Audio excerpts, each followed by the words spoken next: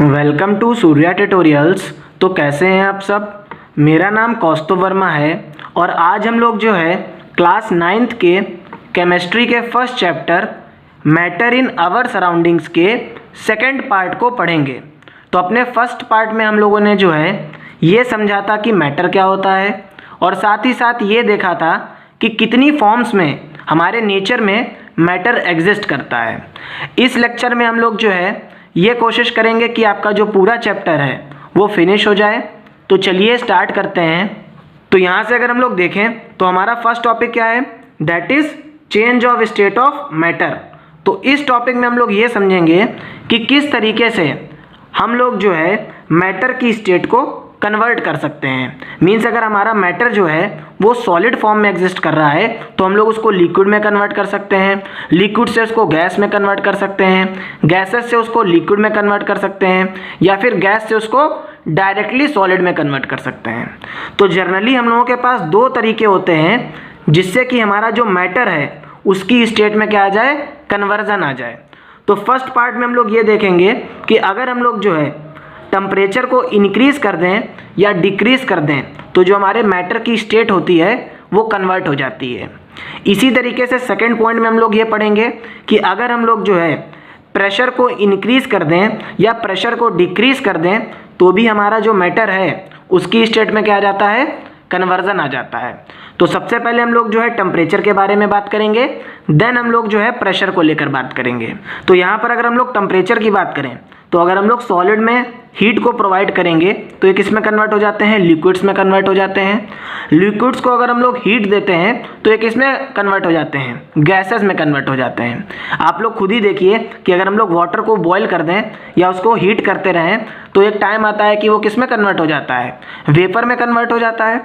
तो अभी हम लोग ये समझेंगे कि किस तरीके से हम लोग जो है हीट दे करके अपने मैटर की स्टेट को चेंज कर सकते हैं या फिर उसको जो है कूल करके मैटर की स्टेट को चेंज कर सकते हैं।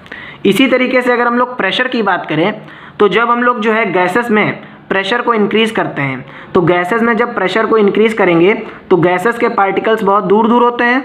अब जब यहाँ पे हम लोग ज़्यादा प्रेशर लगाएंगे तो क्या होगा, इसके पार्टिकल्स बहुत पास पास आ जाएंगे और एक ऐसा टाइम आएगा कि इनके पार्टिकल्स की फोर्स ऑफ अट्रैक्शन बढ़ जाएगी और ये किस में कन्वर्ट हो जाएंगे, ये लिक्विड्स में कन्वर्ट हो जाएंगे।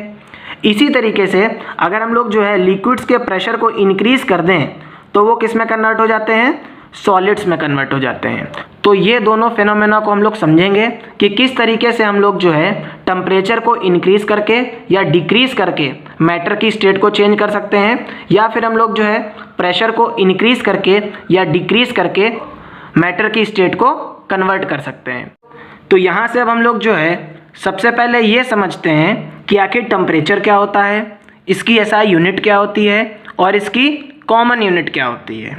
तो जनरली अगर हम लोग टेम्परेचर को समझने की कोशिश करें तो टेम्परेचर क्या है, ये एक तरीके की प्रोसेस है या एक वे है जिससे हम लोग क्या करते हैं, डिग्री ऑफ हॉटनेस कि कोई भी सब्सटेंस हमारा कितना गर्म है और कोई भी सब्सटेंस हमारा कितना ठंडा है, हम लोग जो है उसकी मेज़रमेंट करते हैं। तो डायरेक्टली अगर हम लोग देखें तो टेम्परेचर क्या है, ये एक मेज़रमेंट करने का तरीका है जनरली, और इससे हम लोग क्या मेज़र करते हैं, हॉटनेस और कोल्डनेस को मेज़र करते हैं। तो अब आप लोगों को ये समझ में आ गया कि आखिर टेम्परेचर क्या होता है। तो देखो हम लोग जो है बड़े आसानी से, जैसे मैंने पार्ट फर्स्ट में पूरे टॉपिक्स को बेसिक लेवल से एक्सप्लेन किया था, वैसे ही सारे कॉन्सेप्ट्स को बिल्कुल बेसिक लेवल से समझेंगे और आपके सारे डाउट्स क्लियर हो जाएंगे। साथ ही साथ अगर आप लोगों को ये नोट्स चाहिए हैं तो डिस्क्रिप्शन में मैं जो है PDF डाल दूंगा, वहाँ से आप लोग जो है डायरेक्टली डाउनलोड कर सकते हैं। अब हम लोग यहाँ से देखें तो जनरली टेम्परेचर क्या है, इसको हम लोग मेज़र कर सकते हैं। तो टेम्परेचर को मेज़र करने के लिए हम लोगों के पास 3 तरीके की स्केल प्रेजेंट हैं। सबसे पहले आपकी सेल्सियस स्केल है, सेकेंड आपकी फ़ारेनहाइट स्केल है और थर्ड आपकी क्या है, केल्विन स्केल है। तो यहाँ से अगर हम लोग जो है सेल्सियस स्केल की बात करें तो ये जो सेल्सियस स्केल है ये आपकी क्या है, ये कॉमन यूनिट है टेम्परेचर को मेज़र करने के लिए। आप लोग हर जगह यही देखेंगे कि आपको या तो डिग्री सेल्सियस दिखेगा या डिग्री फ़ारेनहाइट दिखेगा। तो ये जो डिग्री सेल्सियस है और डिग्री फ़ारेनहाइट है ये हमारी क्या है, ये टेम्परेचर की कॉमन यूनिट है। अब हम लोग जो है इसको किस तरीके से डिनोट करते हैं, तो हम लोग इसको डिग्री सी से डिनोट करते हैं। अब जिस तरीके से हमारी स्केल में जो है 1 से लेके 15 सेंटीमीटर तक की होता है या 1 से लेके 30 सेंटीमीटर तक की मेज़रमेंट होता है, इसी तरीके से जो हमारी सेल्सियस स्केल होती है इसमें हम लोग जो है टेम्परेचर को 0 डिग्री सेल्सियस से ले करके 100 डिग्री सेल्सियस तक की टेम्परेचर को मेज़र कर सकते हैं। अब नोट करके आप लोग एक पॉइंट लिख लीजिएगा कि 100 डिग्री सेल्सियस हमारा क्या होता है, boiling point of the water होता है, और 0 डिग्री सेल्सियस क्या होता है, ये हमारे वाटर का फ्रीजिंग पॉइंट होता है। तो यहाँ से अगर हम लोग देखें तो जनरली सेल्सियस स्केल क्या है, ये एक ऐसी स्केल है जिसमें हम लोग जो है बॉइलिंग पॉइंट ऑफ वाटर से ले करके फ्रीजिंग पॉइंट ऑफ वाटर तक की सारे टेम्परेचर को मेज़र कर सकते हैं। तो या तो आप लोग जो है इस तरीके से इसकी डेफिनेशन को रिप्रेजेंट कर सकते हैं, और या फिर आप लोग जो है ये कह सकते हैं कि जो हमारी सेल्सियस स्केल होती है इसमें हम लोग जो है 0 डिग्री सेल्सियस से लेकर के 100 डिग्री सेल्सियस तक की टेम्परेचर को मेज़र कर सकते हैं। अब इसी तरीके से अगर हम लोग फ़ारेनहाइट स्केल की बात करें तो फ़ारेनहाइट स्केल क्या होती है, ये भी हमारी क्या होती है, टेम्परेचर को मेज़र करने की कॉमन यूनिट होती है। और इसको हम लोग रिप्रेजेंट किससे करते हैं या डिनोट किससे करते हैं, तो डिग्री फ़ारेनहाइट से हम लोग इसको डिनोट करते हैं। अब यहाँ पे अगेन वही बात हो गई कि हम लोग जो है फ़ारेनहाइट स्केल में कहाँ से लेकर कहाँ तक की टेम्परेचर को मेज़र कर सकते हैं। तो अगर हम लोग देखें तो फ़ारेनहाइट स्केल में हम लोग जो है 32 डिग्री फ़ारेनहाइट से ले करके 212 डिग्री फ़ारेनहाइट तक की मेज़रमेंट कर सकते हैं। अब इसी तरीके से अगर हम लोग जो है केल्विन स्केल को देखें तो केल्विन स्केल हमारी क्या होती है, ये भी हमारी टेम्परेचर की स्केल होती है, और ये जो केल्विन होता है ये जनरली हमारे टेम्परेचर की एसआई यूनिट को रिप्रेजेंट करता है। तो आप लोग ये याद रखिएगा कि डिग्री सेल्सियस और डिग्री फ़ारेनहाइट ये टेम्परेचर की कॉमन यूनिट है, और ये जो केल्विन है ये हमारे टेम्परेचर की एसआई यूनिट है। इसको हम लोग जो है के से डिनोट करते हैं, it is denoted by symbol के। यहाँ पे आप लोग याद ये रखेंगे कि कभी भी हम लोग जो है इसको डिग्री के से रिप्रेजेंट नहीं करेंगे। अगर आप लोग जो है इसको डिग्री के से रिप्रेजेंट करेंगे तो आपका ये जो यूनिट का नंबर है, आपके जो टीचर हैं वो आपका यहाँ पे हाफ मार्क्स काट लेंगे। तो आप लोगों को हमेशा ये याद रखना है कि जो हमारा टेम्परेचर है अगर वो केल्विन स्केल में है तो हम लोग इसको सिर्फ के से डिनोट करते हैं। तो यहाँ से हम लोगों ने क्या समझ लिया कि सेल्सियस स्केल क्या होती है, फ़ारेनहाइट स्केल क्या होती है, और केल्विन स्केल क्या होती है। अब हम लोग समझते हैं कि किस तरीके से हम लोग जो है सेल्सियस स्केल और फ़ारेनहाइट स्केल में टेम्परेचर को कन्वर्ट कर सकते हैं। तो इसके लिए आप लोग जो है सिर्फ एक जर्नल फार्मूले को याद रखिए। अगर आप लोगों को ये फार्मूला याद होगा तो आप लोग जो है कोई भी टेम्परेचर को, अगर आपको वो सेल्सियस में गिवन है तो आप उसको फ़ारेनहाइट में कन्वर्ट कर सकते हैं, और कोई भी टेम्परेचर अगर आपका फ़ारेनहाइट में गिवन है तो आप उसको सेल्सियस में कन्वर्ट कर सकते हैं। तो ये आपका फॉर्मूला क्या है, degree Celsius upon 5 equals two degree Fahrenheit minus 32 upon 9। तो इस फॉर्मूले को आप लोग याद रखिएगा। अब यहाँ से आप लोग देखिए कि अगर हम लोगों को जो है यहाँ से सिर्फ और सिर्फ अपने टेम्परेचर को डिग्री सेल्सियस में मेज़र करना है तो ये 5 कहाँ पे कन्वर्ट हो जाएगा, ये 5 इधर शिफ्ट होगा और ये किस में चला जाएगा, मल्टीप्लिकेशन में चला जाएगा। तो यहाँ से हम लोगों को अगर सिर्फ और सिर्फ अपने टेम्परेचर को सेल्सियस स्केल में मेज़र करना है तो हमारा फॉर्मूला क्या बन जाएगा, 5 into degree Fahrenheit minus 32 upon 9। अब यही टेम्परेचर को अगर हम लोग फ़ारेनहाइट में मेज़र करना चाहते हैं तो यहाँ से हम लोग क्या करेंगे कि इस 9 को हम लोग इधर शिफ्ट करेंगे तो ये क्या हो जाएगा 9 अपॉन 5 डिग्री सेल्सियस, और ये जो माइनस का 32 है ये जब इधर जाएगा तो ये किस में कन्वर्ट हो जाएगा, प्लस के 32 में कन्वर्ट हो जाएगा। तो हमारा जो फ़ारेनहाइट में टेम्परेचर होगा इसकी वैल्यू जो है 9 अपॉन 5 डिग्री सेल्सियस प्लस 32 के बराबर होगी। तो अगर आपको ये वाला फॉर्मूला याद है तो इन दोनों फार्मूले को आपको लर्न करने की कोई ज़रूरत नहीं है, क्योंकि आप लोगों ने 9th और 10th में मैथ्स पढ़ी है। तो जर्नली आप लोग बड़े आसानी से इसकी वैल्यू को फाइंड कर सकते हैं। ठीक, अब एक पॉइंट आपको और लर्न करना है, जैसे कि आपने पहले एक फार्मूला याद किया इसी तरीके से आपको एक फार्मूला और याद रखना है कि 0 डिग्री सेल्सियस हमारा किसके बराबर होता है, ये 273.15 केल्विन के बराबर होता है। मीन्स जो भी हमारा टेम्परेचर केल्विन स्केल में होगा वो किसके बराबर होगा, temperature on Celsius scale plus 273.15। अगर आपको बोल दिया जाए कि हमारे पास 23 डिग्री सेल्सियस गिवन है और हमको इसको केल्विन स्केल में कन्वर्ट करना है, तो यहाँ पे हम लोग क्या करेंगे, हम लोगों ने क्या देखा कि जो हमारे केल्विन स्केल होगी इसमें क्या होगा 273.15 प्लस ये क्या हो जाएगा 23, ठीक है, क्योंकि सेल्सियस स्केल में टेम्परेचर कितना है 23 है, तो यहाँ से जो टेम्परेचर आएगा केल्विन स्केल में ये कितना आ जाएगा 293.15। तो यहाँ से आप लोग जो है इसको बड़े आसानी से याद कर सकते हैं। अब एक बहुत इंपॉर्टेंट पॉइंट आप लोग याद रखिएगा कि यहाँ से आपके एग्जाम में 100% 2 मार्क्स के न्यूमेरिकल पूछे जाते हैं। जो भी आपके टीचर्स होंगे वो यहाँ से क्वेश्चंस हमेशा पुटअप करते हैं। जब हम लोग जो है एनसीईआरटी की एक्सरसाइज को सॉल्व करेंगे तो वहाँ पे भी इस प्रकार के जो कन्वर्जन होंगे आपको देखने को मिलेंगे। तो देखो यार, बड़े आसानी से हम लोगों को हर एक कॉन्सेप्ट को समझते हुए चलना है। हम लोग खूब मस्ती भी करेंगे, बिल्कुल बोर नहीं होना है। और जो मैं आपको पढ़ा रहा हूँ अगर आप लोग इतना पढ़ लेंगे तो आपके सारे कॉन्सेप्ट क्लियर हो जाएंगे। तो थोड़ा सा टाइम देना पड़ेगा एक्स्ट्रा, बट अभी हम लोग जो है सारी चीज़ों को ट्रिक्स के बेसिस पे समझेंगे। अब यहाँ से हम लोग जो है बहुत इंपॉर्टेंट टॉपिक की तरफ मूव कर रहे हैं, that is effect of change of temperature. तो यहाँ पर हम लोग ये देखेंगे कि हमारा जो मैटर है अगर हम इसके टेम्परेचर को इंक्रीज़ करें या डिक्रीज़ करें तो जो डिफरेंट स्टेट्स में हमारा मैटर हमको मिलता है उसकी स्टेट्स को हम लोग कन्वर्ट कर सकते हैं। तो हमारी फर्स्ट हेडिंग क्या होगी, solid to liquid change. Means यहाँ पर हम लोग क्या करने वाले हैं, हम लोग अपने सॉलिड सब्सटेंस को क्या करेंगे, हीट प्रोवाइड करेंगे और ये किस में कन्वर्ट हो जाएगा, लिक्विड में कन्वर्ट हो जाएगा। तो सबसे पहले हम लोग ये देखेंगे कि किस तरीके से हमारा जो सॉलिड सब्सटेंस है इसको जब हम लोग हीट प्रोवाइड कर रहे हैं तो ये लिक्विड में कन्वर्ट हो रहा है। तो सपोज कर लीजिए हमारा जो बॉक्स बना है और इसके अंदर जो बहुत सारे पार्टिकल्स हैं ये क्या रिप्रेजेंट कर रहे हैं कि जो हमारा सब्सटेंस है ये क्या है, सॉलिड है। अब यहाँ पे जो पार्टिकल्स होंगे इनके बीच में जो इंटरमॉलिक्यूलर फोर्स ऑफ अट्रैक्शन होगी ये बहुत ज़्यादा होगी क्योंकि ये क्या है, सॉलिड है। और हम लोगों को ये भी पता है कि जितने भी हमारे पार्टिकल्स होते हैं, हम लोगों ने फर्स्ट लेक्चर में पढ़ा था, उन सबके पास क्या होता है, काइनेटिक एनर्जी होती है। और जैसे ही हम लोग जो है सॉलिड के पार्टिकल्स का टेम्परेचर बढ़ाएंगे तो हमको ये पता है कि temperature is directly proportional to kinetic energy. Means जैसे जैसे टेम्परेचर बढ़ेगा जो हमारे पार्टिकल्स हैं वो और तेज़ी से मूव करने लगेंगे। अब जब ये पार्टिकल्स हमारे जो है बहुत तेज़ी से मूव करने लगेंगे इधर उधर, तो क्या होगा कि ये जो इंटरमॉलिक्यूलर फोर्स ऑफ अट्रैक्शन है ये कैसी हो जाएगी, ये वीक हो जाएगी। और एक टाइम ऐसा आएगा कि ये जो हमारे सॉलिड पार्टिकल्स हैं, ये जो भी हमारा सॉलिड है सब्सटेंस, इसके जो पार्टिकल्स हैं ये बहुत दूर दूर फैल जाएंगे और हमारा सॉलिड जो है ये कैसा हो जाएगा, ये मेल्ट कर जाएगा।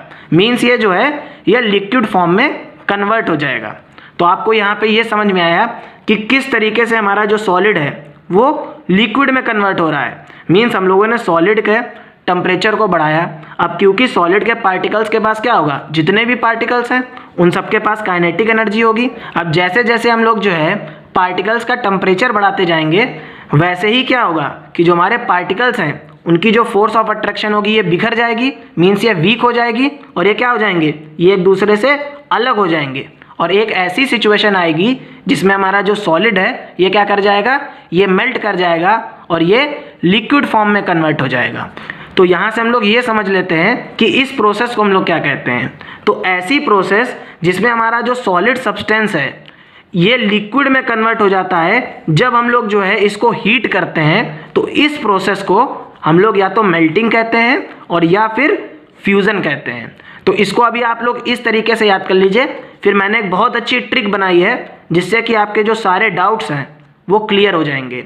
अब यहाँ से हम लोग जो है एक और पॉइंट को समझ लेते हैं कि ऐसा टेम्परेचर जिसमें हमारा जो सॉलिड सब्सटेंस है ये मेल्ट होकर के कन्वर्ट हो जाए लिक्विड में, तो उस टेम्परेचर को हम लोग क्या बोलते हैं, melting point of the substance. ये हमारा क्या कहलाता है, melting point of the substance. उस सब्सटेंस का मेल्टिंग पॉइंट कहलाता है और इस मेल्टिंग पॉइंट को हम लोग जो है एमपी से रिप्रेजेंट करते हैं। ठीक है, ये मध्य प्रदेश नहीं है, ये मेल्टिंग पॉइंट है। ठीक, अब हमारा सेकेंड पॉइंट क्या है, that is liquid to gas change.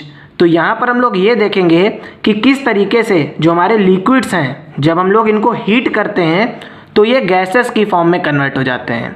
तो अगर हम लोग इसको एक एग्जांपल के तौर पे समझें तो सपोज करिए हमारे पास क्या है, वाटर प्रेजेंट है। अब इस वाटर को अगर हम लोग एक पर्टिकुलर टेम्परेचर प्रोवाइड कर दें तो क्या होगा कि जो हमारा वाटर है ये गैस फॉर्म में या वेपर फॉर्म में क्या हो जाएगा, हवा में उड़ जाएगा।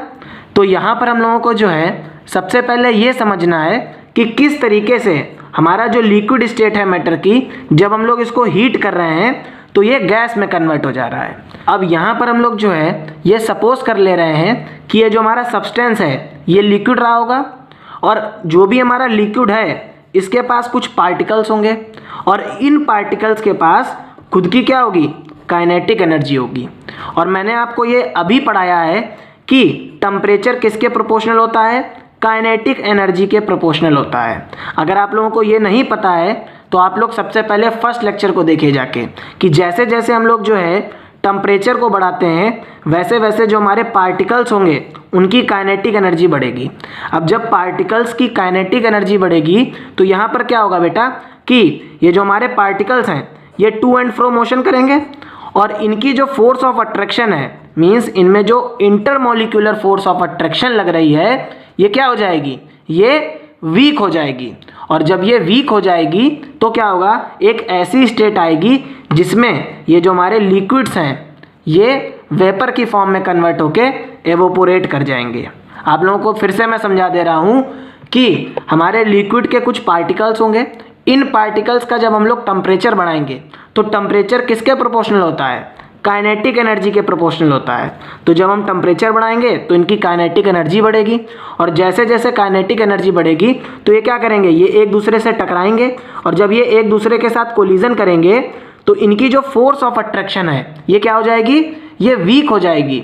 और जैसे जैसे इनकी फोर्स ऑफ अट्रैक्शन वीक होगी तो एक ऐसी स्टेज आएगी जिसमें जो हमारा लिक्विड है ये एवोपोरेट करके वेपर की फॉर्म में कन्वर्ट हो जाएगा। तो ऐसी प्रोसेस जिसमें हमारा जो लिक्विड सब्सटेंस है इसको हम लोग जो है गैस की फॉर्म में कन्वर्ट करते हैं बाय इंक्रीजिंग द टेम्परेचर। अगर हम लोग टेम्परेचर को बढ़ाएंगे तो हमारा जो लिक्विड सब्सटेंस है अगर गैस में कन्वर्ट हो जा रहा है तो इस प्रोसेस को हम लोग जो है बॉइलिंग बोलते हैं और या फिर हम लोग इसको क्या बोलते हैं, वेपोराइजेशन बोलते हैं। तो यार देखो यहाँ पर आप लोगों को जो है नोट्स एज इट इज़ लिखना है। अगर आपके स्कूल में कुछ भी पूछा जाए तो आप लोग अगर ये डेफिनेशंस लिख देंगे then you get full marks, okay.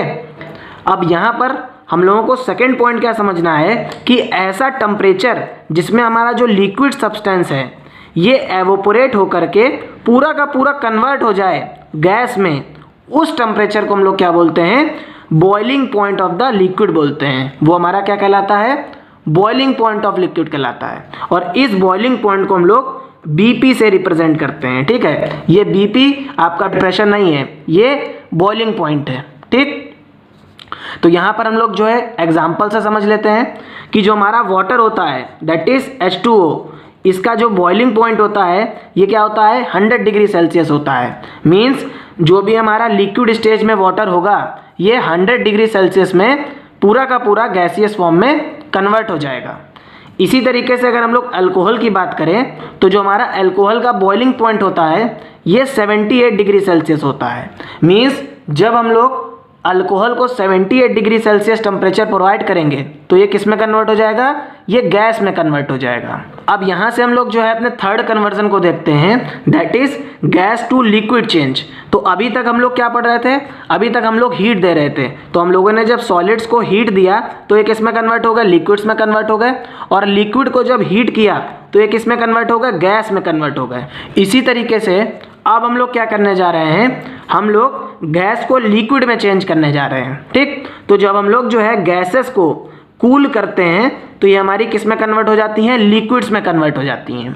तो इसको हम लोगों को बहुत अच्छे से समझना होगा। तो सपोज कर लिए जो हमारा सब्सटेंस दिया गया है और यहाँ पे जो कुछ पार्टिकल्स हैं ये किसके हैं, गैस के हैं। अब हम लोग क्या कर रहे हैं, जो हमारे गैस के पार्टिकल्स दूर दूर हैं इसके टेम्परेचर को ठंडा कर रहे हैं। मीन्स हम लोग इसको कूल कर रहे हैं। आप लोग याद रखिएगा डिक्रीज और इंक्रीज में अंतर होता है। डिक्रीज करने का मतलब होता है हम लोग उसको ठंडा कर रहे हैं और इंक्रीज करने का मतलब होता है हम लोग टेम्परेचर को बढ़ा रहे हैं, ठीक। तो जब हम लोग टेम्परेचर को इंक्रीज करेंगे तो मैंने आपको बताया कि टेम्परेचर किसके प्रोपोर्शनल होता है, डायरेक्टली प्रोपोर्शनल होता है काइनेटिक एनर्जी के। मीन्स अगर हम लोग टेम्परेचर को कम कर देंगे तो काइनेटिक एनर्जी भी हमारे पार्टिकल्स की क्या होगी, कम हो जाएगी। अब जब इन पार्टिकल्स की काइनेटिक एनर्जी कम हो जाएगी तो क्या होगा, ये भाई इधर उधर नहीं भागेंगे। पहले बहुत ज़्यादा एनर्जी थी तो इधर उधर भाग रहे थे। जैसे कि जब आपके पास बहुत एनर्जी होती है तो आप लोग क्या करते हो, खूब खेलते हो। जब एनर्जी नहीं होती है तो शांत होकर बैठ जाते हो। तो इसी तरीके से जब पार्टिकल्स को टेम्परेचर नहीं मिल रहा है, इनका टेम्परेचर जब कम हो गया है तो इनकी काइनेटिक एनर्जी क्या होगी, इनकी काइनेटिक एनर्जी कम हो जाएगी।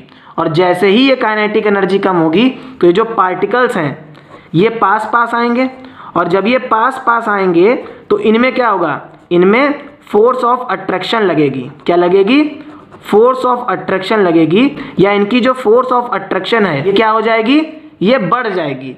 और ये फोर्स ऑफ अट्रैक्शन के बढ़ने की वजह से क्या होगा कि एक ऐसी स्टेज आएगी जिसमें जो गैस के पार्टिकल्स थे ये इतने पास पास आ जाएंगे कि ये लिक्विड में कन्वर्ट हो जाएंगे। तो यहाँ से आप लोगों को समझ में आ गया होगा कि किस तरीके से जब हम लोग जो है गैसेस को कूल कर रहे हैं तो ये किस में कन्वर्ट हो रही हैं, ये लिक्विड में कन्वर्ट हो रही हैं। ठीक है, हम लोगों ने क्या किया, ठंडा किया, और जब ठंडा करेंगे तो क्या होगा, टेम्परेचर डिक्रीज होगा, और जब टेम्परेचर डिक्रीज होगा तो काइनेटिक एनर्जी भी क्या होगी, कम होगी। अब जब काइनेटिक एनर्जी कम हो जाएगी तो ये पार्टिकल्स कोलाइड नहीं करेंगे और जैसे हैं चुपचाप बैठ जाएंगे। और जब ये चुपचाप बैठ जाएंगे तो इनके बीच में क्या लगने लगेगी, फोर्स ऑफ अट्रैक्शन लगने लगेगी। और इस फोर्स ऑफ अट्रैक्शन की वजह से जो हमारी गैस है ये लिक्विड में कन्वर्ट हो जाएगी।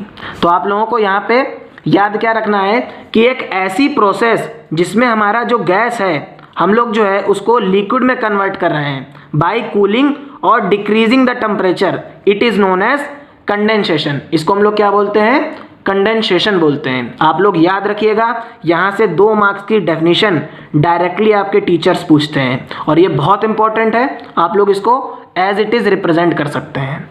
एग्जाम्पल में आप लोग क्या लिखेंगे, कुकिंग ऑफ फूड। अब देखो, जब हमारा खाना गर्म होता है तो खाना जब गर्म होता है तो बहुत भाप निकलती है, ठीक है, और वो हमारी क्या होती है, वेपर होती है, मीन्स गैस होती है। और जब हम लोग जो है इस वेपर को कोई भी एक बर्तन से, आप लोग मान लीजिए कोई भी थाली से हम लोग इसको ढक देते हैं, और कुछ टाइम पीरियड के बाद जब ये गैस ठंडी हो जाती है तो हम लोग क्या देखते हैं कि जो हमारी थाली होती है उसमें छोटी छोटी वाटर की क्या आ जाती हैं, ड्रॉपलेट्स आ जाती हैं।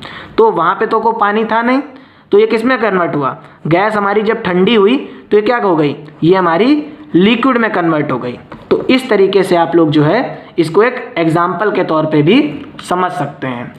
अब हम लोग जो है अपने नेक्स्ट कन्वर्जन को देखते हैं, that is liquid to solid change. तो यहाँ पर हम लोग ये देखेंगे कि किस तरीके से जो हमारे लिक्विड्स हैं जब हम लोग इनको कूल करते हैं तो ये सॉलिड में कन्वर्ट हो जाते हैं। तो अगर हम लोग एग्जाम्पल के तौर पे देखें तो हम लोगों के पास क्या होगा, वाटर होगा लिक्विड फॉर्म में। अगर हम लोग जो है इसको अपनी फ्रिज में रख दें तो ये क्या होगा, थोड़े टाइम बाद जैसे ही इसको प्रॉपर कूलिंग मिल जाएगी वैसे ही ये किस में कन्वर्ट हो जाएगा, ये आइस क्यूब में कन्वर्ट हो जाएगा। और आइस क्यूब हमारी किस नेचर की होती हैं, ये सॉलिड फॉर्म को शो करती हैं, ठीक है। तो किस तरीके से कन्वर्जन होता है ये मैं आपको अभी बता चुका हूँ। जैसे हम लोगों ने देखा था कि गैस को जब हम लोग कूल करते हैं तो ये लिक्विड में किस तरीके से कन्वर्ट होते हैं, इनके पार्टिकल्स की काइनेटिक एनर्जी कम होती है, और जैसे काइनेटिक एनर्जी कम होती है तो जो फोर्स ऑफ अट्रैक्शन है वो बढ़ जाती है, और ये किस में कन्वर्ट हो जाते थे, लिक्विड में कन्वर्ट हो जाते थे। इसी तरीके से अगर लिक्विड्स को हम लोग कूल करेंगे तो यहाँ पे क्या होगा, जो काइनेटिक एनर्जी होगी पार्टिकल्स की वो कम हो जाएगी, और जैसे ही काइनेटिक एनर्जी पार्टिकल्स की कम होगी वैसे ही जो फोर्स ऑफ अट्रैक्शन होगी ये बढ़ जाएगी, और एक ऐसा टाइम आएगा जिसमें जो हमारे लिक्विड सब्सटेंस है ये सॉलिड में कन्वर्ट हो जाएगा, ठीक। तो ऐसी प्रोसेस जिसमें हमारा जो लिक्विड सब्सटेंस है ये सॉलिड में कन्वर्ट हो जाता है by cooling, this process is known as freezing. इस प्रोसेस को हम लोग क्या बोलते हैं, फ्रीजिंग बोलते हैं। अब इसी तरीके से हमारा एक लास्ट कन्वर्जन होता है, that is solid to gas and gas to solid change. तो ऐसी प्रोसेस जिसमें हमारा जो सॉलिड सब्सटेंस है अगर हम लोग इसको हीट करें तो ये गैस में कन्वर्ट हो जाए, और यही सब्सटेंस अगर हम लोग इसको कूल कर दें तो ये किस में कन्वर्ट हो जाए, डायरेक्टली सॉलिड में कन्वर्ट हो जाए। तो इस प्रोसेस को हम लोग क्या बोलते हैं, सब्लाइमेशन बोलते हैं। इसका एग्जाम्पल हम लोग कैम्फर को देखते हैं। कैम्फर मीन्स क्या होता है? कपूर। अब आपके घर में जब पूजा होती है तो आप क्या करते हो? इस कपूर क्या होती है? सॉलिड पार्टिकल होता है, सॉलिड नेचर को शो करता है। इसको हम लोग जैसे ही गर्म करते हैं तो ये हवा में उड़ जाता है, मीन्स ये गैस में कन्वर्ट हो जाता है। अब इसी गैस को अगर आप लोग ट्रैप करके कूल कर दें तो आप लोग ये देखेंगे कि जो हमारा पार्टिकल है वो हमको जो है किस फॉर्म में मिल जाएगा? सॉलिड फॉर्म में मिल जाएगा। ठीक है। अब इसी तरीके से अगर हम लोग नेप्थलीन बॉल्स को देखें तो घर में हम लोग जो है, जो हमारे क्लोथ्स होते हैं वहाँ पे क्या करते हैं? ये सॉलिड नेप्थलीन बॉल को डालते हैं और थोड़े टाइम पीरियड बाद जब हम लोग इन नेप्थलीन बॉल को हटाते हैं तो हम लोग क्या देखते हैं कि जो है ये हवा में क्या कर जाती हैं? उड़ जाती हैं। ठीक है। तो जैसे जैसे इनका टेम्परेचर बढ़ता है ये हवा में उड़ जाती हैं। ठीक। तो एग्जाम्पल आप लोग क्या लिखेंगे? कैम्फर और नेप्थलीन। और ये बहुत बार जो है आपके एग्जाम में पूछा जाता है। ठीक है। इसी तरीके से अब इस फिगर के थ्रू आप लोग जो है सारे कन्वर्जन को समझ सकते हैं। जब हम लोगों ने सॉलिड को हीट किया तो ये लिक्विड में कन्वर्ट हुए, लिक्विड को हीट किया तो ये गैस में कन्वर्ट हुए। इसी तरीके से जब हम लोगों ने गैसेस को कूल किया तो ये लिक्विड में कन्वर्ट हुई, और लिक्विड को जब हम लोगों ने कूल किया तो ये सॉलिड में कन्वर्ट हुए। सॉलिड को जब हम लोगों ने हीट किया डायरेक्टली तो ये किस में कन्वर्ट हो गए? गैस में कन्वर्ट हो गए। और गैस को जब हम लोगों ने कूल किया डायरेक्टली तो ये किस में कन्वर्ट हो गए? सॉलिड में कन्वर्ट हो गए। तो इस फिगर को आप लोगों को लर्न कर लेना है। अगर आपको ये फिगर याद हो गया तो सारे के सारे कन्वर्जन जो हैं आपके फिंगर टिप पे होंगे। और साथ ही साथ मैं अभी आपको एक ट्रिक बताऊंगा जिससे कि आपके जो सारे कन्वर्जन हैं वो सारे डाउट्स आपके क्लियर हो जाएंगे। तो यहाँ से अब हम लोग जो है जो भी कन्वर्जन हुए थे, जो भी फेस ट्रांसफॉर्मेशन हुआ था, हमारे सॉलिड का लिक्विड में बदलना, लिक्विड का गैस में कन्वर्ट होना, उन सबको एक ट्रिक के थ्रू याद करेंगे। ठीक है। अब इस ट्रिक को मैंने खुद से बनाया है, आप लोग याद कर लेंगे तो आपके सारे डाउट्स क्लियर हो जाएंगे। तो देखो, सोली ने गरम चाय का फरमान किया। ठीक है। अब सोली क्या है? एक इंसान है। तो सो फॉर क्या हो जाएगा? सॉलिड, और ली फॉर क्या हो जाएगा? लिक्विड। अब सोली ने किसका फरमान किया? गरम चाय का। गरम मीन्स क्या हो गया? हीट। मीन्स सॉलिड को जब हम लोगों ने हीट किया तो किस में कन्वर्ट हुआ? लिक्विड में कन्वर्ट हुआ। और इस प्रोसेस को हम लोगों ने क्या बोला? फ्यूजन बोला और मेल्टिंग बोला। ठीक है। फरमान मीन्स क्या आ जाएगा? एफएम। फरमान मीन्स क्या हो जाएगा? फ्यूजन और मेल्टिंग। मीन्स सोली ने गरम चाय का फरमान किया। अब ये गरम चाय का सुबह सुबह फरमान वो किससे करेगा? भाई अपनी बीवी से करेगा। तो उसकी जो बीवी थी, मतलब अपनी लीगा बीवी से किया। जो उसकी बीवी थी उसका नाम क्या था? लीगा था। ठीक। तो ली फॉर क्या हो जाएगा? लिक्विड हो जाएगा। और गा फॉर क्या होगा? गैसेस। अब देखो यहाँ पे भी क्या हो रहा है? हम लोग गर्म चीज के बारे में बात कर रहे हैं ना, तो यहाँ पे भी क्या होगा? हीट होगा। मीन्स लिक्विड को अगर हम लोग हीट करेंगे तो किस में कन्वर्ट होगा? गैस में कन्वर्ट होगा। और बीवी मीन्स क्या हो जाएगा? इस प्रोसेस को हम लोग क्या बोल देंगे?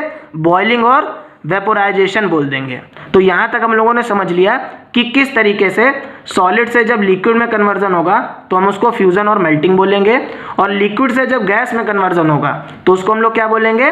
बॉइलिंग और वेपोराइजेशन बोलेंगे। ठीक। अब क्या होगा कि सुबह सुबह जब वो अपनी बीवी से फरमान करेगा तो भाई उसकी बीवी को गुस्सा आ जाएगी, और जब उसको गुस्सा आएगी तो उसका दिमाग खराब होगा। तो उसकी जो बीवी थी उसने क्या किया? जो लीगा बीवी थी उसने गाली दी। और कैसे दी? अपने पति को जो है गाली दी और कान में दी, क्योंकि भाई सबके सामने तो गाली नहीं देगी ना। तो गा फॉर क्या हो जाएगा? गैसेस। और ली फॉर क्या होगा? लिक्विड। मीन्स जब उसने गाली दी, अब देखो जब इंसान गाली दे देगा, अब ये जो उसकी बीवी थी जब वो गाली दे देगी तो उसकी गुस्सा ठंडी हो जाएगी। मीन्स यहाँ पर क्या हो रहा है? ठंडा हो रहा है। तो जब हम लोगों ने गैसेस को कूल किया तो ये किस में कन्वर्ट हो गई? लिक्विड में कन्वर्ट हो गई।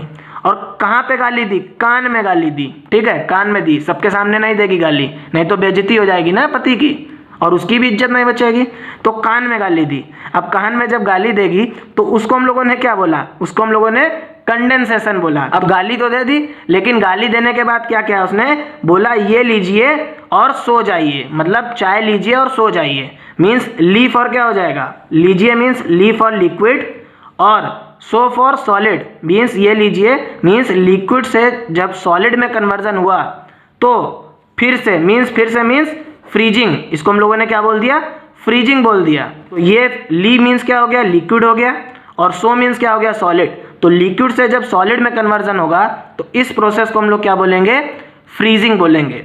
तो मुझे लगता है कि आप लोग इस कहानी को बड़े आसानी से याद कर लेंगे कि सोली नाम का एक इंसान था, उसने अपनी बीवी से गर्म चाय का फरमान किया।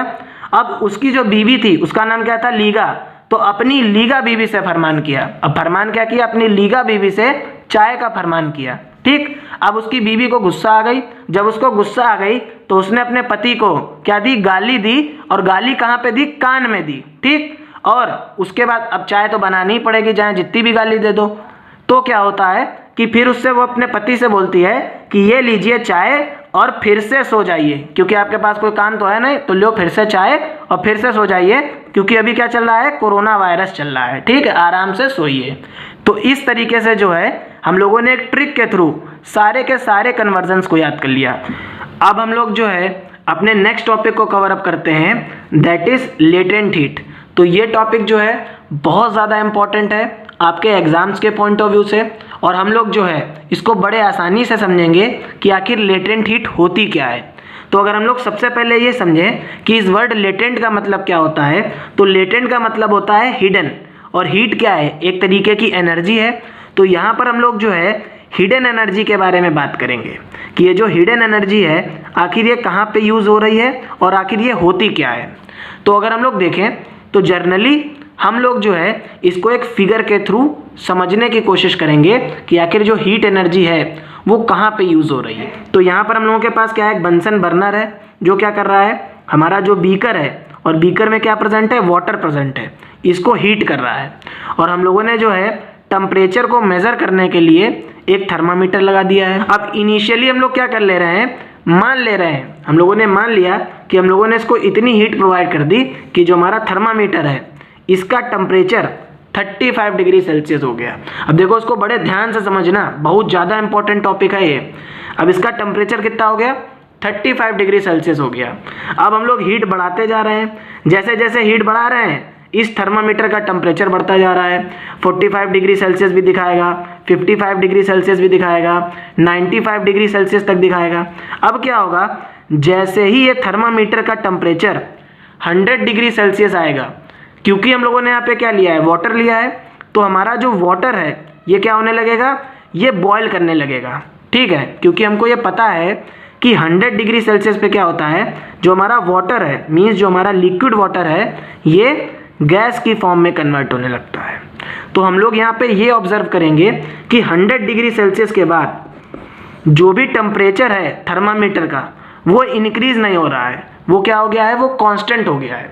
तो यहाँ पर हम लोगों के दिमाग में एक क्वेश्चन आ रहा होगा कि सर आखिर ये जो टेम्परेचर है ये आखिर जा कहाँ पे रहा है। भाई हम लोग तो हीट एनर्जी प्रोवाइड करते जा रहे हैं और ये 100 डिग्री सेल्सियस के बाद जो है टेम्परेचर ही नहीं बढ़ रहा है। अब यहाँ पे हम लोगों को ये समझना है कि आखिर ये जो 100 डिग्री सेल्सियस के बाद टेम्परेचर है ये क्यों नहीं बढ़ रहा है और आखिर जो हीट एनर्जी है वो कहाँ पे जा रही है। तो आप लोगों ने ये अच्छी तरीके से पढ़ा है कि जब हम लोग लिक्विड के पार्टिकल्स को हीट करते हैं तो क्या होता है, जो उनके पार्टिकल्स के बीच में काइनेटिक एनर्जी होती है, क्योंकि जब हीट करेंगे तो टेम्परेचर बढ़ेगा और टेम्परेचर किसके प्रोपोर्शनल होता है, काइनेटिक एनर्जी के प्रोपोर्शनल होता है। तो जैसे जैसे हीट करेंगे तो क्या होगा, ये जो लिक्विड पार्टिकल्स हैं इनकी फोर्स ऑफ अट्रैक्शन क्या होगी, कम होगी, और ये क्या करेंगे, एक दूसरे से कोलाइड करने लगेंगे। ठीक है, तो ये जो हीट एनर्जी है, जितनी भी हीट एनर्जी है जो इस थर्मामीटर या इस वाटर को मिल रही है, अब ये हीट एनर्जी जो है इसकी जो फोर्स ऑफ अट्रैक्शन है लिक्विड के पार्टिकल्स में, जो भी फोर्स ऑफ अट्रैक्शन लग रही है उसको ब्रेक कराने में यूज़ होती है। मींस अब जब तक कि लिक्विड के सारे पार्टिकल्स जो हैं गैस की फॉर्म में कन्वर्ट नहीं हो जाएंगे तब तक जो हमारा थर्मामीटर का टेम्परेचर है वो कितना रहेगा, 100 डिग्री सेल्सियस रहेगा। और सारी की सारी हीट एनर्जी कहाँ पे जाएगी, लिक्विड के पार्टिकल्स में चली जाएगी और ये पार्टिकल्स को क्या करेगी, इनकी फोर्स ऑफ अट्रैक्शन को ब्रेक करा के इनको गैस में कन्वर्ट कराएगी। तो अब हम लोग समझ गए कि this heat energy is used to break the intermolecular force of liquid particles to convert into gas. तो यहाँ से आप लोग जो है समझ गए कि लेटेंट हीट होती क्या है और इसकी वन लाइन डेफिनेशन क्या होगी, the heat energy which is required to change the state of a substance it is called latent heat. तो लेटेंट हीट वह हीट एनर्जी है जो हमारे सब्सटेंस की क्या कर देती है, स्टेट को चेंज कर देती है। मीन्स इसको लिक्विड से गैस में कन्वर्ट कर सकती है और सॉलिड से लिक्विड में कन्वर्ट कर सकती है। ठीक है, अब जैसे कि देखो हमारे पास आइस क्यूब है। अब आइस क्यूब में भी हम लोग क्या करेंगे, इसको हीट करेंगे और इसको लिक्विड की फॉर्म में कन्वर्ट करेंगे। लेकिन हम लोग ये देखते हैं कि एक पर्टिकुलर टाइम पीरियड तक की जो हमारी आइस क्यूब का टेम्परेचर है ये 0 डिग्री सेल्सियस ही रहता है, इससे ज़्यादा बढ़ता नहीं है जब तक कि ये पूरा मेल्ट ना हो जाए। ठीक है, तो वहाँ पे भी क्या लगती है, लेटेंट हीट लगती है। ठीक है, तो अब आपको समझ में आ गया होगा कि आखिर लेटेंट हीट होती क्या है। अब यहाँ से अगर हम लोग देखें तो लेटेंट हीट जनरली 2 टाइप की होती है, लेटेंट हीट ऑफ फ्यूज़न और लेटेंट हीट ऑफ वेपोराइजेशन। तो फ्यूज़न को हम लोग मेल्टिंग भी बोलते हैं। तो यहाँ पर क्या होगा, जब हमारा सॉलिड से लिक्विड में कन्वर्जन होगा तो हमारा क्या हो जाएगा, फ्यूज़न और मेल्टिंग हो जाएगा। इसी तरीके से जब लिक्विड से गैस में कन्वर्जन होता है तो उसको हम लोग क्या बोलते हैं, वेपोराइजेशन बोलते हैं। तो यहाँ पर हम लोग जो है अगर लेटेंट हीट ऑफ फ्यूज़न की बात करें तो ये जनरली क्या हो जाएगी, amount of heat energy required to convert 1 kg of solid into liquid.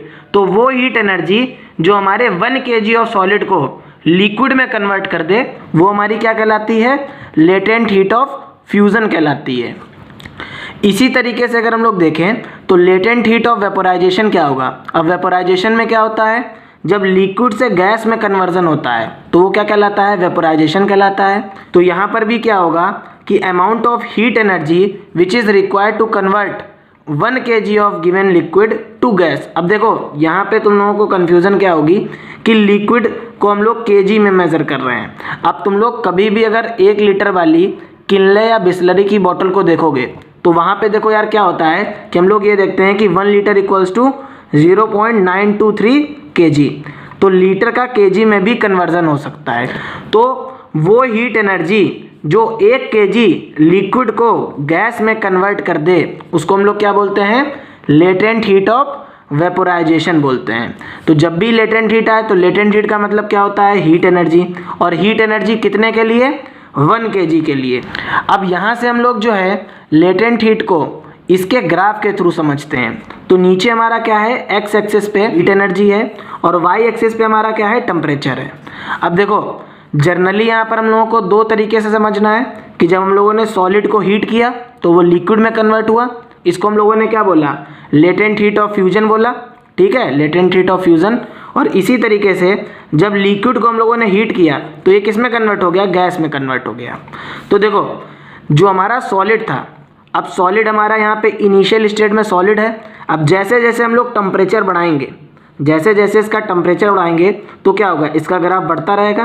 तो इसका हम लोगों ने इस पॉइंट तक की, सपोज करिए हम लोगों ने 120 डिग्री सेल्सियस तक की सॉलिड का टेम्परेचर बढ़ाया और 120 डिग्री सेल्सियस के बाद क्या होगा, ये जो हमारा सॉलिड है अब ये क्या करने लगेगा, मेल्ट करने लगेगा। अब जैसे ही ये मेल्ट करेगा तो जब तक कि हमारा सॉलिड पूरा मेल्ट होकर के लिक्विड में कन्वर्ट नहीं होगा उस टाइम पीरियड पे क्या होगा कि जो हमारी हीट एनर्जी है वो क्या हो जाएगी, वो कांस्टेंट हो जाएगी। लेकिन हमारा टेम्परेचर क्या है, ये तो बढ़ रहा है ना। तो यहाँ पे क्या होगा कि ये पोर्शन क्या रिप्रेजेंट कर रहा है, लेटेंट हीट को रिप्रेजेंट कर रहा है। क्योंकि जो हमारी हीट एनर्जी है वो क्या दिखा रही है, वो कांस्टेंट ही है। मीन्स वो 120 डिग्री सेल्सियस पे ही है। ठीक है, अब हम लोगों ने मान लिया कि ये मेल्ट करके कितने डिग्री पे आ गया, 300 डिग्री सेल्सियस पे आ गया। तो ये पूरा जब मेल्ट किया तो ये कहाँ पे आ गया, 300 डिग्री सेल्सियस पे। ठीक, अब यहाँ पे क्या होगा कि इसके ऊपर स्टेज में क्या होगा, हम लोगों को लिक्विड मिल जाएगा। अब हम लोगों ने अगेन क्या किया कि लिक्विड को बॉयल किया। अब हम लोग इसको बॉयल करते रहे, बॉयल करते रहे, बॉयल करते रहे और मान लिया हमने कि हम लोगों ने इसको 300 डिग्री से 500 डिग्री सेल्सियस तक की बॉयल किया। ठीक है, तो यहाँ पे क्या हुआ, 500 डिग्री सेल्सियस तक की हम लोगों ने इसको बॉयल किया और इसके बाद क्या हुआ कि इसमें क्या होने लगा, वेपर्स बनने लगी। अब जैसे ही लिक्विड में वेपर बनेंगी तो उस कंडीशन पे क्या होगा कि जो टेम्परेचर होगा वो तो हम लोग बढ़ाते रहेंगे, लेकिन जो हमारी हीट एनर्जी होगी वो क्या हो जाएगी, वो फिक्स हो जाएगी, वो कांस्टेंट हो जाएगी। क्योंकि अब ये क्या करेगी, जो भी हमारे पास लिक्विड है अब ये हीट एनर्जी इस लिक्विड को गैस में कन्वर्ट कर देगी। तो अगेन ये हमारा ये वाला जो पोर्शन होगा ये किस में रिप्रेजेंट हो जाएगा, ये पोर्शन लेटेंट हीट को रिप्रेजेंट करेगा। तो यहाँ पे क्या होगा, इस पॉइंट के बाद हमको क्या मिल जाएगी, गैस मिल जाएगी। तो इस तरीके से आप लोग जो है लेटेंट हीट को इसके ग्राफ के थ्रू समझ सकते हैं। आपके एग्जाम्स में ये नहीं पूछा जाएगा, लेकिन मैंने आपको ग्राफ के थ्रू इसलिए समझा दिया कि आपके सारे डाउट्स क्लियर हो जाएं। अब यहाँ से हम लोग जो है अपने नेक्स्ट टॉपिक को देखते हैं, that is effect of change of pressure. तो पहले हम लोगों ने ये देख लिया कि टेम्परेचर को चेंज करने से हमारा जो मैटर है उसकी स्टेट में कन्वर्ट होता है। अब हम लोग ये देखेंगे कि किस तरीके से प्रेशर को इंक्रीज या डिक्रीज करने से जो हमारा मैटर है वो कन्वर्ट होता है। तो अगर हम लोग इसके फर्स्ट एग्जांपल को देखें तो जो हमारी गैस होती है, आप लोगों ने पढ़ा होगा liquefied petroleum gas, that is called LPG। तो यहाँ पे क्या होता है, जो हमारी गैस होती है इसको क्या किया जाता है, प्रेशराइज किया जाता है, खूब कंप्रेस किया जाता है, मीन्स इसको दबाया जाता है। और हम लोग जब इसको दबाते हैं तो क्या होता है, जो गैस के पार्टिकल्स होते हैं ये बहुत दूर दूर होते हैं, और जब हम लोग इनको प्रेशर डालेंगे और इसको कूल करेंगे तो क्या होगा कि जो गैस के पार्टिकल्स हैं ये पास पास आ जाते हैं, और ये इतने पास आ जाते हैं कि अपने आप को किस में कन्वर्ट कर लेते हैं, लिक्विड्स में कन्वर्ट कर लेते हैं। तो LPG में क्या होता है, हम लोग जनरली क्या करते हैं, जो गैस के सिलेंडर्स होते हैं उनको इतना कंप्रेस कर देते हैं कि ये हमारा जो गैस सब्सटेंस है ये किस में कन्वर्ट हो जाता है, लिक्विड में कन्वर्ट हो जाता है। तो इसको आप लोग याद रखिएगा। इसी तरीके से अगर हम लोग देखें तो जो हमारी सॉलिड कार्बन डाइऑक्साइड होती है ये सॉलिड नेचर में होती है। जैसे ही हम लोग इसके प्रेशर को रिड्यूस करते हैं तो ये किस में कन्वर्ट हो जाती है, ये गैसियस फॉर्म में कन्वर्ट हो जाती है। तो यहाँ पे आप लोगों ने समझा कि किस तरीके से प्रेशर के इंक्रीज और डिक्रीज करने के बेसिस पे जो हमारा मैटर है उसकी जो स्टेट है उसमें हम लोग चेंज कर सकते हैं। ठीक है, अब नोट करके एक पॉइंट लिख लीजिएगा कि जो हमारी सॉलिड कार्बन डाइऑक्साइड गैस होती है ये डीप फ्रीजिंग का काम करती है। मीन्स हम लोग जो है इसको कूलिंग पर्पस में यूज़ करते हैं। जैसे कि जो आपकी आइसक्रीम हो गई, अब आइसक्रीम को जमाने के लिए जो बड़ी बड़ी इंडस्ट्रीज़ होती हैं वो सॉलिड कार्बन डाइऑक्साइड का यूज़ करती हैं। अब यहाँ से हम लोग जो है अपने चैप्टर के लास्ट टॉपिक को कवर अप करेंगे, दैट इज एवोपोरेशन। अब बहुत सारे बच्चों को ये डाउट होता है कि यार एवोपोरेशन और बॉइलिंग में अंतर क्या होता है। तो सबसे पहला इसका डिफरेंस यहाँ पे ये समझ लो कि जो बॉइलिंग है ये क्या है, ये बल्क फिनोमेना है, मीन्स ये सारे पार्टिकल्स में होता है। ठीक है, लेकिन ये जो एवोपोरेशन है ये क्या है, ये सरफेस फिनोमेना है, ये सिर्फ जो है लिक्विड की सरफेस पे होता है। इसको याद रखो। तो सबसे पहले हम लोग ये समझेंगे कि एवोपोरेशन क्या होता है, और फिर हम लोग ये देखेंगे कि हमारा जो एवोपोरेशन है किन किन फैक्टर से अफेक्ट करता है।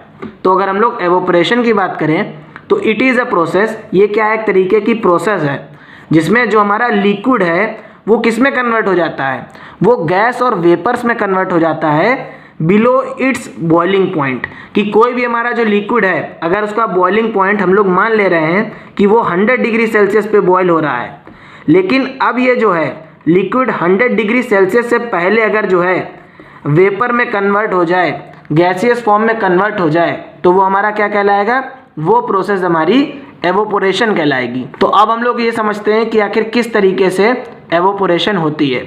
तो देखो एवोपोरेशन में भी क्या हो रहा है, लिक्विड से गैस में कन्वर्जन हो रहा है, और हम लोग यहाँ पे क्या कर रहे हैं, हीट प्रोवाइड कर रहे हैं। हीट भी क्या है, ये बिलो बॉइलिंग पॉइंट है। ठीक है, तो अगर हम लोग देखें तो जैसे ही हम लोग लिक्विड के पार्टिकल्स को टेम्परेचर प्रोवाइड करेंगे, और ये टेम्परेचर कोई भी हो सकता है, मान लिया हमने हमारे सन ने क्या किया, कुछ हीट एनर्जी जो है कोई भी वाटर पार्टिकल को दी, तो यहाँ पे क्या होगा कि जो भी एनर्जी होगी उसमें जो कुछ पार्टिकल्स हैं उनमें क्या होगा, उनकी काइनेटिक एनर्जी बढ़ेगी, और ये काइनेटिक एनर्जी बढ़ने की वजह से क्या होगा कि इनकी फोर्स ऑफ अट्रैक्शन क्या होगी, ब्रेक हो जाएगी, और ये क्या कर जाएंगे, ये गैसियस फॉर्म में कन्वर्ट कर जाएंगे।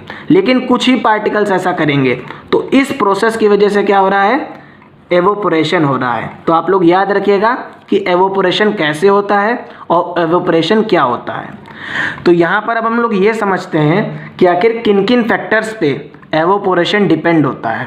ठीक है, तो एवोपोरेशन को जनरली हम लोग जो है क्लॉथ के एग्जांपल से समझ लेंगे। ठीक है, तो अगर हम लोग देखें तो एवोपोरेशन जो है टेम्परेचर के डायरेक्टली प्रोपोर्शनल होता है। भाई जितना ज़्यादा टेम्परेचर होगा उतना ही ज़्यादा क्या होगा, जो हमारे लिक्विड के पार्टिकल्स हैं वो किस में कन्वर्ट होंगे, गैस में कन्वर्ट होंगे।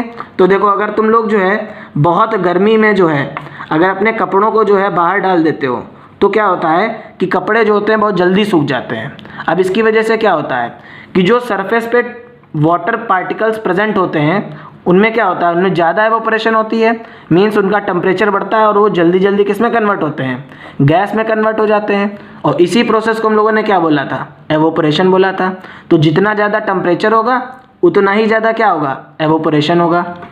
अब सेकेंड पॉइंट हमारा क्या होगा कि एवोपोरेशन जो होता है ये डायरेक्टली विंड स्पीड के प्रोपोर्शनल होता है। अब देखो जितना ज़्यादा स्पीड होगी विंड की उतनी जल्दी क्या होगा कि जो हमारा क्लॉथ है, अब इसमें जो भी लिक्विड के पार्टिकल्स होंगे वो क्या होंगे, हवा के साथ उड़ जाएंगे। तो जितना ज़्यादा हमारी स्पीड होगी उतना ही ज़्यादा क्या होगा, एवोपोरेशन होगा। अब थर्ड पॉइंट अगर हम लोग देखें तो evaporation is directly proportional to the surface area of the liquid. अब तुमने एक एग्जांपल देखा होगा कि अगर हम लोग अपने कपड़े को अच्छे तरीके से फैलाएं और एक कपड़े को हम लोग गांठी बांध के फैला दें तो जिसका सरफेस एरिया कम होता है, मीन्स जिसमें हम लोगों ने गांठी बांधी होती है वो गीला रहता है, लेकिन जो हम लोगों ने अच्छे से पूरा फैलाया होता है वो जल्दी सूख जाता है। तो यहाँ से हम लोग क्या कह सकते हैं कि जितना ज़्यादा सरफेस होगा, क्योंकि एवोपोरेशन क्या है, एक सरफेस फेनोमेना है, तो जितना ज़्यादा सरफेस मिलेगा, जितना ज़्यादा एरिया मिलेगा उतनी ही जल्दी जल्दी क्या होगा कि जो वाटर है वो वेपर में कन्वर्ट हो जाएगा, और जितनी जल्दी वेपर बनेगी उतना ही ज़्यादा क्या होगा, एवोपोरेशन होगा। तो आप लोगों को ये समझ में आ गया कि एवोपोरेशन जो है टेम्परेचर के, विंड स्पीड के और surface area of the liquid के डायरेक्टली प्रोपोर्शनल होता है। लेकिन वहीं पे अगर हम लोग देखें तो एवोपोरेशन जो होता है इनवर्सली प्रोपोर्शनल होता है ह्यूमिडिटी के। तो आखिर ह्यूमिडिटी क्या होती है, तो आप लोगों ने देखा होगा कि जब रेनी सीजन होता है तो कूलर जब चलता है तो क्या होता है, बहुत चिपचिपाहट लगती है। तो उसी चिपचिपाहट को, उमस को हम लोग क्या बोलते हैं, ह्यूमिडिटी बोलते हैं। अब जितनी ज़्यादा ह्यूमिडिटी होगी तो एयर में जितने ज़्यादा लिक्विड के पार्टिकल्स होंगे उतना ही ज़्यादा क्या होगा, एवोपोरेशन कम होगा, क्योंकि भाई तब भाप नहीं बन पाएगी। तो हम लोग क्या कह सकते हैं कि जितनी ज़्यादा ह्यूमिडिटी होती है उतना ही कम क्या होता है, इवोपोरेशन होता है। ठीक है, क्योंकि अब क्या होगा, जो हमारी एयर है उसमें वाटर के पार्टिकल्स पहले से ही प्रेजेंट होंगे। ठीक, तो क्या होगा, अब ये जो हमारा क्लॉथ है, अब इसी में क्या हो जाएगा, जो लिक्विड पार्टिकल्स हैं वो चिपक जाएंगे, तो जिसकी वजह से क्या होगा, एवोपोरेशन का जो रेट है वो स्लो हो जाएगा। तो इन सारे फैक्टर्स पे क्या होता है, हमारा जो एवोपोरेशन होता है वो डिपेंड करता है।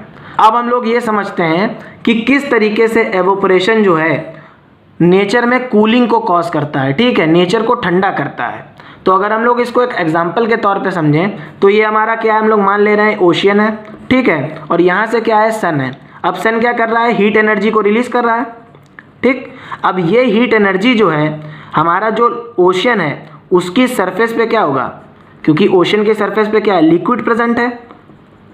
अब ये लिक्विड क्या करेगा, इस हीट एनर्जी को एब्जॉर्ब कर लेगा, और जब ये हीट एनर्जी को एब्जॉर्ब कर लेगा तो ये अपने आसपास की सराउंडिंग से क्या कर रहा है, हीट एनर्जी को एब्जॉर्ब कर रहा है। मीन्स यहाँ से हम लोग क्या कह सकते हैं कि जो हमारे सराउंडिंग है उससे क्या हो रहा है, सारी की सारी हीट एनर्जी एब्जॉर्ब हो रही है, और वो किस फॉर्म में कन्वर्ट हो रही है, वेपर की फॉर्म में कन्वर्ट हो रही है। मतलब कि जो हमारे आसपास की जितनी भी सराउंडिंग की चीज़ें हैं वो क्या हो रही हैं, वो ठंडी हो रही हैं, क्योंकि क्या हो रहा है, हीट एनर्जी को वाटर क्या कर रहा है, एब्जॉर्ब कर रहा है। तो this absorption of energy from the nature causes cooling in the surrounding.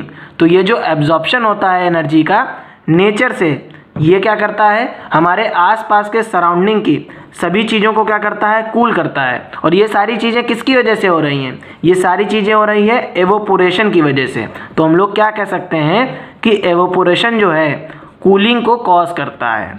और आप लोगों के लिए होमवर्क क्या है, आप लोगों को 2-3 क्वेश्चंस को सॉल्व करना है, आपके एवोपोरेशन से रिलेटेड हैं। तो जो आपका सबसे पहला क्वेश्चन है उसमें आपको ये बताना है कि जो अर्दन पॉट होता है उसमें जो वाटर इनसाइड प्रेजेंट होता है वो ठंडा क्यों रहता है। ठीक है, इसको आप लोग जो है अपने तरीके से लिख लीजिएगा, लेकिन आपको ये बताना है। सेकेंड क्वेश्चन क्या होगा आपका कि जब आप लोग जो है समर में कॉटन क्लोथ्स पहनते हैं, ठीक है, तो आपको जो है ठंडा क्यों महसूस होता है। आपको यहाँ से भी एक क्वेश्चन ये बताना है कि ये ठंडा क्यों कराता है फील। इसी तरीके से आपको एक और क्वेश्चन का आंसर देना है कि आप लोग देखते हैं कि हम लोग जो है अगर एक ग्लास में बहुत ठंडा पानी ले लें तो थोड़ी देर बाद क्या होता है कि उसकी सरफेस पे जो ग्लास होता है उसकी सरफेस पे क्या होता है, छोटे छोटे वाटर की ड्रॉपलेट्स हमको बन के दिख जाती हैं। तो आखिर ऐसा क्यों होता है? तो इन सारे क्वेश्चंस को जो है आपको सॉल्व करना है अच्छे तरीके से। और अगर आपको फिर भी डाउट रहता है तो आप लोग जो है मुझे कमेंट करके बताइएगा, मैं एक सेपरेट वीडियो बना दूंगा जिसमें आपके सारे कॉन्सेप्ट्स क्लियर होंगे। तो आई होप आप लोगों को ये वीडियो अच्छा लगा होगा। अगर आप लोगों को जो है ये वीडियो अच्छा लगा तो प्लीज़ चैनल को सब्सक्राइब करिए, वीडियो को शेयर करिए। डिस्क्रिप्शन में मैं अपने जो है टेलीग्राम चैनल की लिंक और गूगल ड्राइव की लिंक डाल दूंगा, जहां से डायरेक्टली आप जो है नोट्स की PDF को डाउनलोड कर सकते हैं। तो थैंक यू सो मच।